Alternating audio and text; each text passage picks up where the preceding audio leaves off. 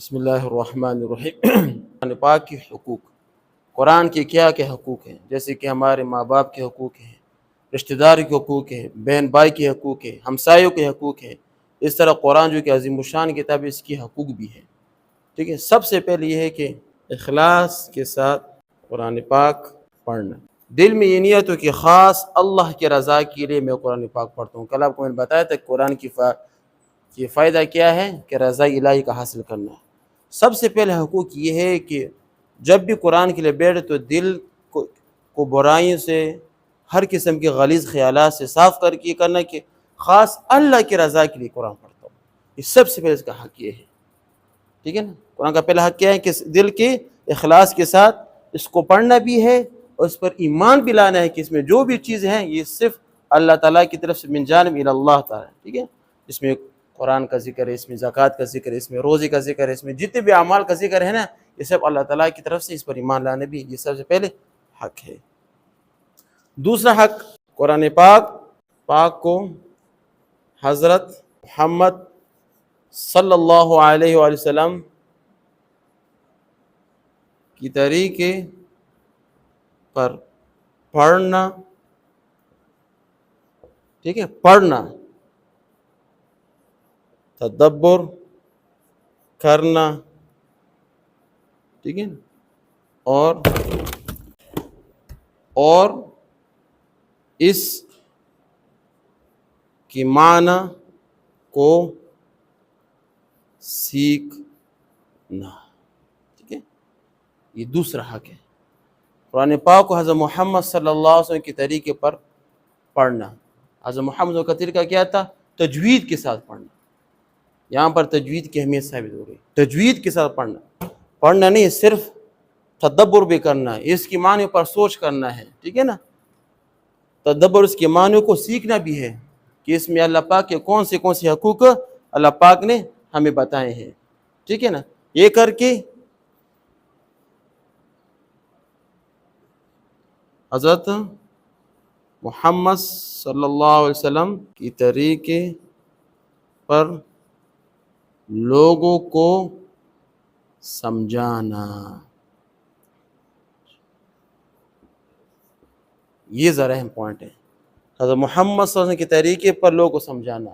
جب آپ نے قرآن سیکھ لیا نا، ابھی حضرت محمد صلی اللہ علیہ وسلم کی جو طریقے ہیں نا، جو حدیث میں قرآن کا معنی آیا ہے، جو قرآن پاک میں قرآن کی تفسیر آئی ہے، جو علماء نے اس کا معنی بتایا، اسی کے معنی کے مطابق لوگوں کو بتانا۔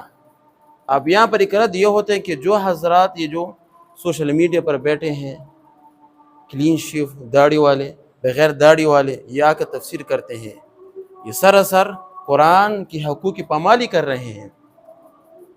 ان لوگوں کا ترجمہ اپنی دل من پسند ترجمہ ہوتا ہے، جہاد کو اٹھاتے ہیں، تبلیغ کا انکار کرتے ہیں، تو یہ یہاں پر نہیں آیا۔ حضرت محمد صلی اللہ علیہ وسلم جو طریقے بتائے نا، اسی طریقے کے مطابق کیا کرنا، لوگوں کو سمجھانا، یہی ہم پر ہیں۔ تو اس بنا پر جو لوگ علماء نیٹ پر موجود ہیں، اس کی تحقیق کرنی چاہیے، اس کو نہیں سمجھے بلکہ اپنے محلے، اپنے مدارس میں علماء کے ساتھ بیٹھ کر اس کا معنی کیا کرنا، سمجھنا ہے۔ یہ دوسرا حقوق ہو گیا ہے۔ تیسرا حقوق،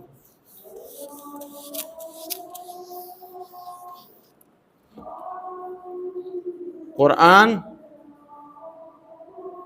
پاک کی تعلیم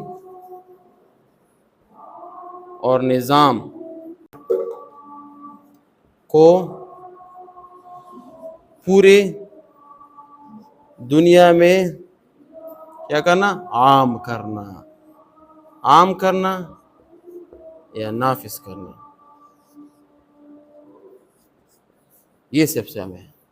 ابھی آپ نے قرآن سمجھ لیا، اخلاص کے قرآن کو سمجھ لیا، اس کو سیکھ لیا، تجوید بھی سیکھ لیا، معنی بھی سیکھ لیا، تفسیر بھی سیکھ لی، اب آپ کا کام کیا ہے، لوگوں کو سمجھاؤ، مدرس بنو، مدارس چلاؤ، لوگوں کو سمجھاؤ، پوری دنیا میں جو قرآن کی تعلیمات اس کو عام کرو۔ آج جو دنیا میں فساد ہے، اس کا مین وجہ یہ ہے کہ ہم اس پر عمل نہیں کرتے، خود ہی سیکھ لیا لیکن لوگوں کو نہیں سکھا سکتے۔ کیوں؟ دنیاوی ضروریات بہت زیادہ ہیں، پریشان ہیں۔ حالانکہ یہ جو بات پوری تقریباً جب سے اسلام کا ظہور ہوئی، یہ ابھی تک آ رہی ہے کہ جب تک علماء اس پر بیٹھے نہ، اللہ پاک نے اس کی تمام ضروریات کو پورا کیا ہے۔ آپ لوگ مدرسہ بناؤ، قرآن کو سیکھ لیا، حافظ بن گئے، قاری بن گئے، مدرسہ بناؤ، لوگوں کو سکھاؤ، حافظ بناؤ، معنی سمجھ لے، لوگوں کو تفسیر پڑھاؤ، اس کی مفہوم کو سمجھ لے، لوگوں کو مدارس میں پڑھاؤ، یہ کتابیں پڑھاؤ، تاکہ پوری دنیا میں کیا ہے، قرآن کی تعلیمات کیا ہوں، عام ہوں۔ حقوق 5 ہیں، میں نے تقریباً آپ کو 3 حقوق 3 نمبر میں سے تمام 5 کے 5 حقوق کا خلاصہ بتایا۔ پہلا کیا ہے؟ صحیح نیت اخلاص کے ساتھ اس کو پڑھنا بھی ہے، اس پر ایمان بھی لانا ہے۔ دوسرا حقوق کیا ہے؟ حضرت محمد صلی اللہ علیہ وسلم کی طریقے کے مطابق اس کو پڑھنا ہے، اس کا معنی سمجھنا ہے، اور محمد صلی اللہ علیہ وسلم کے طریقے کے مطابق لوگوں کو کیا بتانا بھی ہے۔ تیسرا ہے کہ اس قرآن کی تعلیمات کو پوری دنیا میں آپ نے پھیلانا بھی ہے، ٹھیک ہے نا، اس کی تعلیمات، اس کے نظام کو پوری دنیا میں کیا کرنا ہے، نافذ کرنا ہے۔